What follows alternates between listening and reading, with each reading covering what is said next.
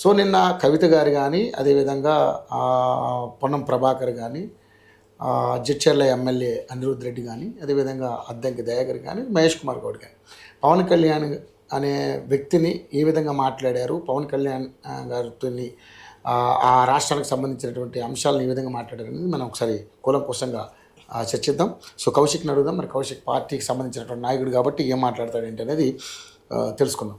కౌశిక్ నమస్తే. నమస్తే కౌశిక్, చూస్తున్నాం దాదాపు 20 రోజుల నుంచి తెలంగాణ రాష్ట్రంలో జరుగుతున్నటువంటి రచ్చ అంతా మనందరికీ తెలిసిన విషయమే. సో దీంట్లో నిజాలు మాట్లాడితే ఏంటంటే ఇక్కడ తెలంగాణలో ఆంధ్ర తెలంగాణ అన్న ఫీలింగ్ని మళ్ళీ తీసుకొస్తున్నారా అన్న ఇదిని తెలంగాణ సమాజానికి సంబంధించిన వ్యక్తులు పవన్ కళ్యాణ్ అంటున్నారు. పవన్ కళ్యాణ్ ఏమో ఆంధ్ర మన తెలంగాణ సమాజానికి సంబంధించిన వ్యక్తులు ఆయన మాట జరుగుతుంది, వారు జరుగుతుంది. ఏంటి అసలు అంటే నిజంగా ఇప్పుడు అటువంటి పరిస్థితులు ఉన్నాయి? 13 ఏళ్ళు అయిందిగా. అయితే ఇక్కడ నేను స్పష్టంగా చెప్పాల్సింది ఏంటంటే తెలంగాణ ప్రజలు ఏ రోజు పవన్ కళ్యాణ్ వ్యతిరేకించాల, ప్రజలు వ్యతిరేకించాల. ఏదైతే రాజకీయ పార్టీగా అనుబంధ సంఘాలుగా ఉన్న వ్యక్తులు, కొంతమంది విశ్లేషకులు ముసుగులో ఉన్న వ్యక్తులు వ్యతిరేకించారు, విమర్శించారు. పవన్ కళ్యాణ్ గారు 2వ తారీఖు సభ పెడితే ఎవరైనా న్యూట్రల్ ప్రజలు వచ్చి పవన్ కళ్యాణ్ గారు తెలంగాణకి రావద్దని ఒక్క ప్లకార్డ్ అయినా పట్టుకొని చూపించారా? లేదు కదా. ఏదైతే ఈ ప్రొఫెసర్ నాగేశ్వరరావు గారు ఇష్యూ తీసుకొచ్చారు, సరే నేను ప్రొఫెసర్ నాగేశ్వరరావు గారిని నేను విమర్శించట్లా, నేను కొన్ని పాయింట్లు అడుగుదాం అనుకుంటున్నాను. మీరు ఏదైతే వ్యాఖ్యలు చేశారో, మీరు మాట్లాడారు, మా మీద మాట్లాడారు. మీరు మాట్లాడినప్పుడు ఒక పార్టీ అధినేతగా, ఒక పార్టీ నాయకులుగా మేము ఖండించాలా లేదా? మీరు మమ్మల్ని తిడుతున్నారు, తిట్టినప్పుడు మేము ఖండించాలా లేదా? వాస్తవాలు ప్రజల ముందు పెట్టాలా లేదా? మా పార్టీ మీద దాడి చేసి మా పార్టీ వ్యక్తిత్వాన్ని కించపరిచేటప్పుడు మేము ప్రశ్నిస్తే ఏమంటాడు? నేను ప్రపంచ మేధావని, నాకు ఎల్లలేవు, ఏదైనా ప్రశ్నించవచ్చు అంటున్నాను. సరే ప్రశ్నించవచ్చు. ఒక బేసిక్ అనాలిసిస్ కి అనలిస్ట్ కి ఒక బేసిక్ పాయింట్ ఉంటుంది. నిర్దిష్టమైన ఆరోపణలు చేయాలి, కన్స్ట్రక్టివ్ విధానంలో చేయాలి కదా. నువ్వు ఒక తప్పుడు విషయాలను వండి వార్చిన తర్వాత మేధావులు ఎలా ఉంటారు, ఎక్కడైనా మాట్లాడొచ్చు, ఏదైనా చేయొచ్చు. నీకు కులం, ప్రాంతీయవాదం, తర్వాత వచ్చేసి రకరకాల అంశాలు నువ్వు తీసుకొచ్చినప్పుడు నువ్వు ప్రపంచ మేధావి ఎట్లయిను? కాదు కదా, ప్రపంచ మేధావి కాదు కదా. మేధావి అన్నప్పుడు కులం తీసుకురాకూడదు, ప్రాంతీయవాదం తీసుకురాకూడదు. నేను రెండో అంశం అడుగుతున్నా. నీ వ్యాఖ్యలు నువ్వే ఉపసంహరించుకున్నావు కదా. ఉపసంహరించుకుంటున్నానని మీరు చెప్పారు అంటే నేను తప్పు మాట్లాడాననే కదా. ఒప్పుకున్నారు కదా.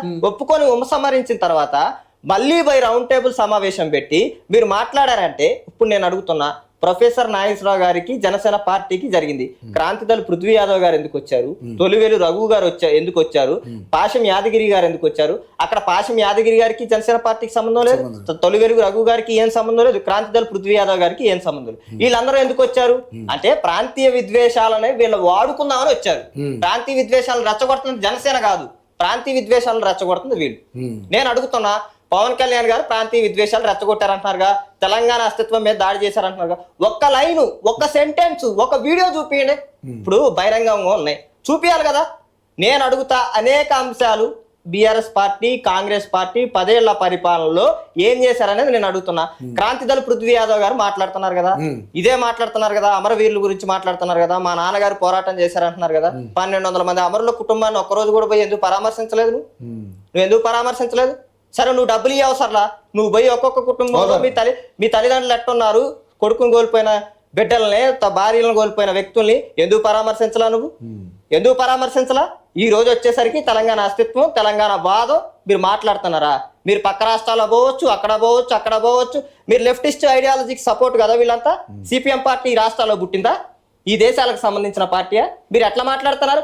ఇదే రాష్ట్రాన్ని, ఈ రాష్ట్ర విడిపోవటానికి వ్యతిరేకం అని చెప్పిన సిపిఎం పార్టీకి ఏ అర్హత ఉందని మీరు సపోర్ట్ ఇస్తున్నారు? చాలా మంది కూడా మాట్లాడారు కదా. ఎంఈఎం పార్టీ మేము వ్యతిరేకం అని చెప్పింది కదా డైరెక్ట్ గా. మరి మీరు ఎందుకు ఈ రాష్ట్రంలో ఉన్నతున్నారు, ఈ రాష్ట్రంలో పరిపాలన చేస్తున్నారు?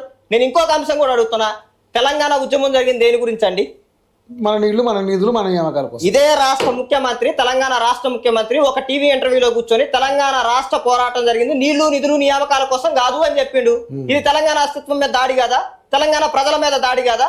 అట్లాంటి వ్యక్తి తెలంగాణ రాష్ట్రానికి ముఖ్యమంత్రి అయ్యే నైతిక హక్కు ఉన్నప్పుడు పవన్ కళ్యాణ్ తెలంగాణ రాష్ట్రంలో రావడానికి ఏమి ఇబ్బంది?